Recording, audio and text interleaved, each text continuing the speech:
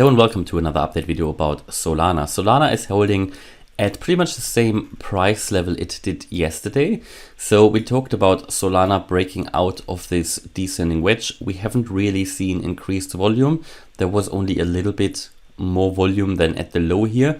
But overall, if you compare it to the last few days and weeks, there wasn't really a lot of volume. And therefore, I told you that we need to get above the previous high at around $88 and above that 20-day moving average in order to make a proper retest. That didn't happen. We didn't get a proper retest. It did fail. It broke down again. And therefore, I think we could even see that potential breakout as done. Yeah, because ideally you don't lose the retest. Yeah, and then start again. Normally you would do the retest, hold it, and then go up from there. And we haven't seen it. And overall all of that in this structure tells me that we are still coming to go lower or going to go lower again. That has to remain my primary expectation until we really break above, I would say at least $122. That is that wave 4 high here. We talked about it. There is a difference that you need to understand.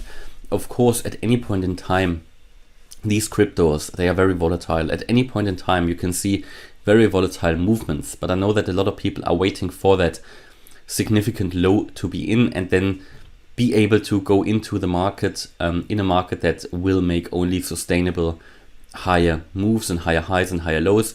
In other words, that the low was in and we can move to new all-time highs. So you have to differentiate between any short-term price gains that are of course possible at any time in the volatility of the market and a really sustainable move to the upside, which I think we're all waiting for, that can then lead to new all-time highs. Because these sort of not sustainable price increases, like we had them here in this wave B up here, or we had them here in this wave 2, or we had them here in this wave 4, you can of course make money with them. But if you do just trading and you trade these moves, then you need to bear in mind that you are in a downtrend still, and you are working with your long trades against the trend. So it works for some people, it works not for other people. It's just important to understand that any move up, which is not a sustainable move up, is a little bit more risky, because there is a high risk that you're still coming down because you are not in a confirmed uptrend yet. Then the other question is, could I then short? You can short.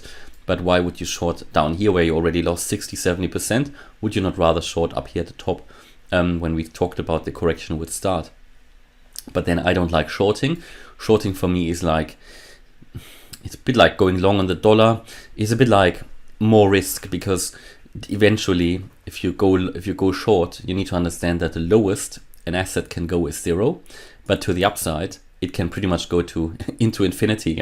So you're going short and you have a very limited potential to make money compared to going long, where you have huge opportunities to the upside. And also from my point of view, every short trade that I made in the past, where I also made money, they would have been much more profitable had I opened them at the time as long trade and just held throughout, or just traded the higher swings, which I'm doing here at the moment on this channel, where channel members can see my own buy and sell orders in a spreadsheet. So again, that is for channel members. If you're interested to join as a channel member, see my own buy and sell orders to understand how I try to trade the swings, the larger swings.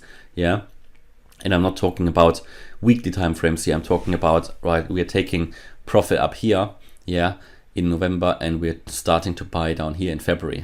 So these are the sort of swings I'm looking out for, and then selling again when we reach maybe the all-time high again. So making profit around here like 180%, but then of course leaving quite a lot in there for the higher price targets, which I've talked about in this channel or on this channel already. But overall, what you can see here is that all you're doing here is pretty much still making lower highs. So there is no confirmation yet. We can even draw it like that. So even if you broke out of that descending channel, what you're actually looking out for here, what you're looking at is another descending wedge here. So these patterns can move, they can shift. Therefore, I'm always a bit careful with patterns. Therefore, I always like to wait for a retest. which just means that you're flipping the previous resistance for support. So at the moment, what you can see here is really just another descending wedge, in my opinion, and we haven't had a confirmed breakout yet. And until we really get a sustainable breakout to the upside, I remain skeptical that we are back in an uptrend. We are of course not yet back in uptrend. You're only making a lower high here, and you recently made a lower low here on the 23rd or 24th of February. And yeah, I had a comment asking me, do you really think we are always going to be in a bear market? No, of course not. But how can I tell you we are going to go up from here? It would just be irresponsible. There is no, there's no shilling on this channel. There's no hype. There's no moon boy talk. This is reality, and I cannot tell you that we are back in an uptrend here, where we are still moving down. Yes, the downtrend is slowing down, but the most likely scenario for me is still that we go down to that $55 level, as it was the most likely scenario for me up here when we were back in November, that we were going to see the $100 level, and we saw it. Yeah, but now obviously we have even dropped below that, which to be honest is impossible to look ahead months before, right? So we need to always see how does the price react to a certain support level in order to understand, is there a potential that the price could even drop lower? And of course there is, and we dropped lower. And now the next logical step or next level where I think the price has a really good chance to turn around would be at $55. That's the 78.6% fib level. That's the green box here.